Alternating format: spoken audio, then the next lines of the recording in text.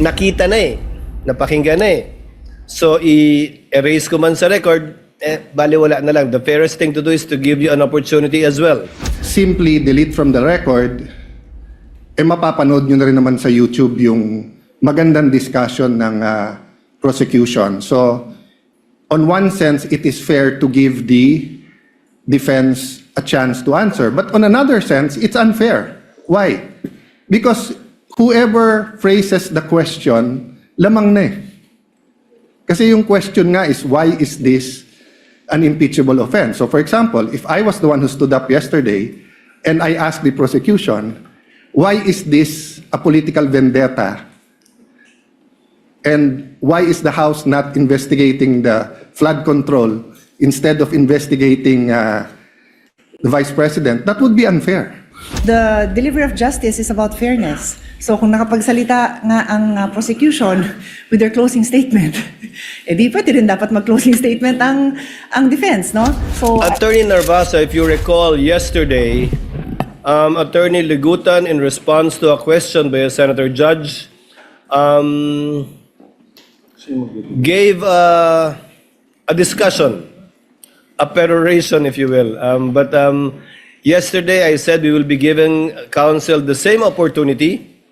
I cleared it earlier with Senator Pia Cayetano, who wanted the statements deleted from the record. However, since this is a televised proceeding, nakita na napakinggan na So, i-erase ko man sa record, baliwala na lang. The fairest thing to do is to give you an opportunity as well. Attorney Ligutan spent 5 minutes and 18 seconds delivering his discussion. The court will give you the same time after your cross-examination with a warning.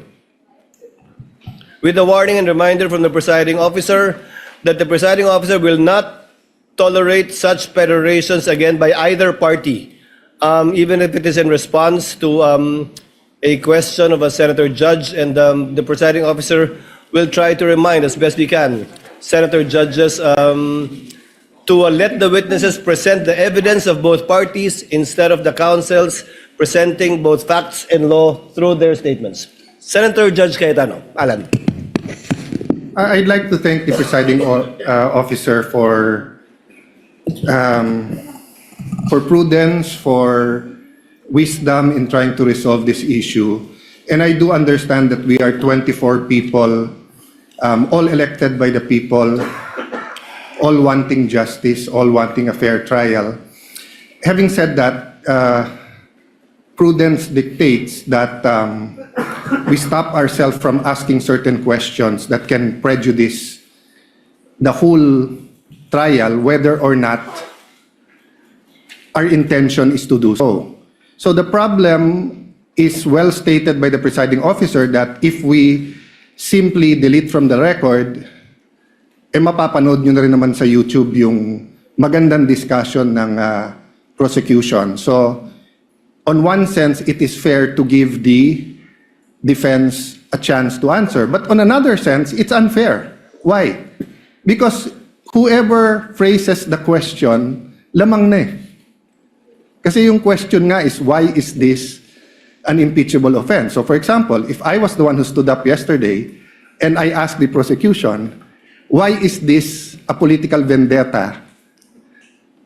And why is the House not investigating the flood control instead of investigating the Vice President? That would be unfair. That would be unfair to the House. That would be unfair to everyone. So simply giving the prosecution the chance to answer that question I asked would be unfair to everyone.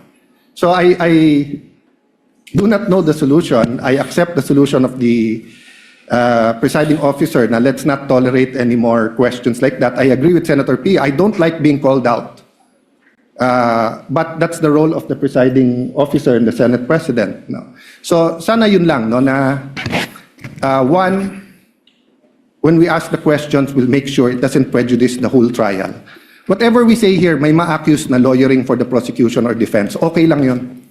Okay lang yun. Sa prayer nga kahapon, di ba? Basta't justice, bahala na magalit. Okay. But my last point, Mr. President, let's give the defense a little latitude in not only answering that question, but what you want to say. Because nga, the question is unfair.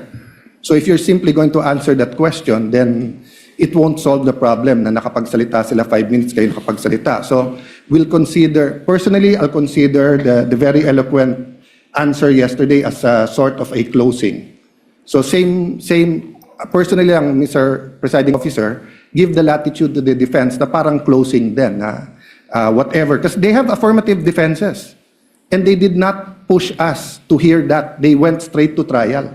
So dun din sa mga nagsasabi na delay sa dami ng objection, that's unfair. No? Let's give everyone latitude here. The same thing, I think, may konting ano sa internet na photocopies are not original and the counsel was simply citing, tama ba? A Supreme Court decision, no?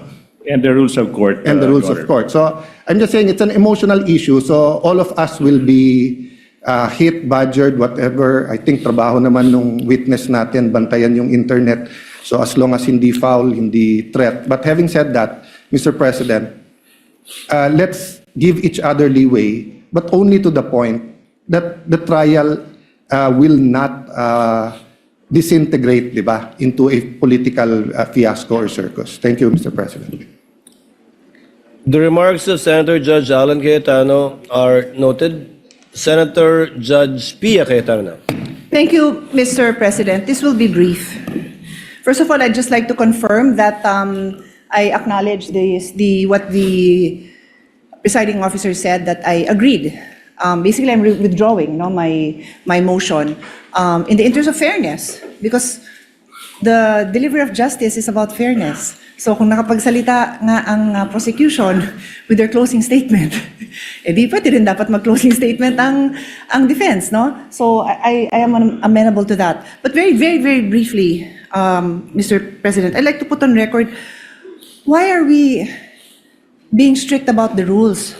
Why do I have to bother standing up? Well, because nothing in this world will run well without the rules. Now, my colleagues, the Senate is a basketball-loving Senate. Dami dito, hilig mag-basketball. Kung ako volleyball player, colleagues ko, basketball. I'll use basketball as an example. Will you have a decent basketball game if there's no rules? No, there's rules. That's why we stand up. And then sometimes, there are also opportunities to question the rules. That's also fine. But that's why we have to stand up and call the attention of the presiding officer when we feel that the rules are being violated. And we will continue to do so when we believe it is necessary in the interest of justice. Thank you, Mr. President. The remarks of the lady are noted. Since we are discussing housekeeping chores and matters, let the presiding officer continue with the same. The presiding officer will call for a break midway through in order to afford the parties 15 minutes to relax, go over their notes, and do their thing. In regard to senator judges or counsels for the parties who are not on deck, you're free to answer the call of nature in the least disruptive manner possible and return afterwards outside of the 15 minutes that we will be doing halfway through the proceedings. And finally, a request has been brought to the presiding officer to request as well the senator judges to lower the tone of conversational voices because I think where you're seated is an echo chamber. Naririnig sa iba't ibang sulok ng plenaryong ito yung mga sinasabi din ninyo at hindi rin nakakapag-concentrate yung ilan sa ating mga kasama na nakaupo sa paligiran ninyo. Just a reminder, and one last reminder before I recognize counsel for the respondent, Mr. Calilong, you will be testifying once again and will be undergoing cross-examination under the same oath Yes, Your that you Honor. took yesterday. Do you understand that? Yes, Your Honor. Thank you, counsel for respondent. Attorney Narvasa, if you're ready, you may proceed with your cross-examination. Your Honor, may I be allowed to approach a witness? You may do so. Thank you, Your counsel. Honor. Good afternoon, Mr. Calilong. Good afternoon, sir. During your direct examination, you testified that you were trained on photo and video authentication. Yes, sir. You said that you were trained for 2 weeks? Specific for photo and video, sir. Sir, my questions are answerable by yes or a no. Can you Yes, sir. please constrain yourself to these questions, unless I tell you, okay? Objection to that, Your Honor, please. And you got this training from Max. to that, I have to Before make an counsel for objection. respondent proceeds, counsel for the prosecutor to let the presiding officer Your Honor. recognize you first. You are so recognized, sir. What is your objection? Thank you so much. Inasmuch as I would like to accommodate the defense that in asking the question that the witness is to be limited to a yes or no question, Your Honor, please. Unfortunately, Your Honor, please, that's not sanctioned in the rules. There's nothing in our rules that would allow a defense to constrain a witness, even on cross-examination, to answer the questions by a yes or no answer. It's not in the rules. So, Your Honor, please, we cannot constrain a witness to answering either a yes or a no. The witness should be able to qualify.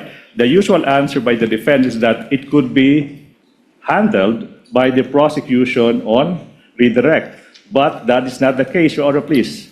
So long as there is nothing in the rules that would allow the defense to constrain the witness to answer yes or no, the prosecution will vehemently object to that, Your Honor, The please. presiding officer May I, Your overrules Honor? the presiding officer overrules the objection. The counsel for prosecutors can make a continuing objection regarding this matter, but it is the position of the presiding officer that the witness is seasoned enough. According to his testimony yesterday, he has attended over, if I recall correctly, 30 hearings already. So he would know how to respond and to explain if the need would arise. And it's up for counsel for the respondent, if at all, to strike out whatever answers that are not responsive to his question. Counsel for respondent may proceed. Thank We you. would abide, Your Honor, we would abide. Thank you, counsel for the prosecutors. And you testified that you got this training from MaxCore Interventures, Yes, correct? sir. And you said that the training you got from MaxCore Interventures was in digital forensics. Yes, sir. I have with me in Articles of Partnership of MaxCore Interventures Co. You see that it states that it is the Articles of Partnership of MaxCore Interventures Co. Your Honor, may we allow Attorney Stephen Magallon to also approach the witness stand to peruse the document. And of course, at this juncture, Your Honor, please, I have to object. I have no question yet, Your Honor. Yeah, I am objecting to the witness being shown an articles of incorporation, a Articles of partnership of a partnership, Your Honor, please. Anyways, since the question has not been asked, I will. Let us wait for the question, counsel. In the meantime, the presiding officer allows counsel for the prosecutors to examine the document being presented to the witness. And Your Honor, for the reference of the senators, we are flashing this Articles of Partnership on the screens. Sir, please take a look at page 2 of these articles.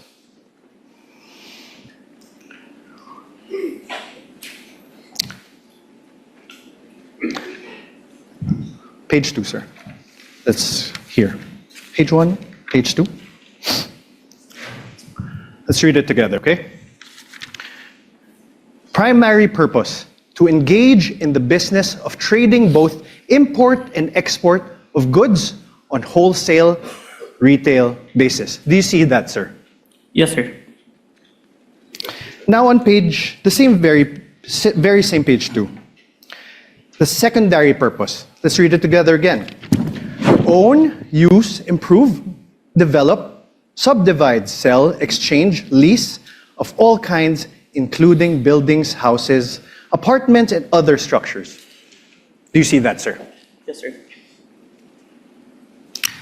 After that, in the same page 2, the secondary purpose is to print, publish, distribute, buy, sell, acquire rights, to and generally deal in all kinds of software packages, books, periodicals, newspapers, magazines, journals, and other publications dealing in or having to do with subjects of all kinds, character, and all acts of things as may time to time be deemed needful, necessary, or required.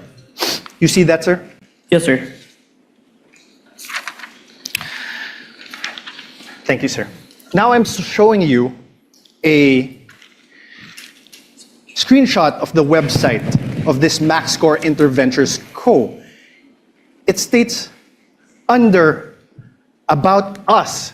I'm also flashing this on the screen, Your Honors, for the ease of the senator judges.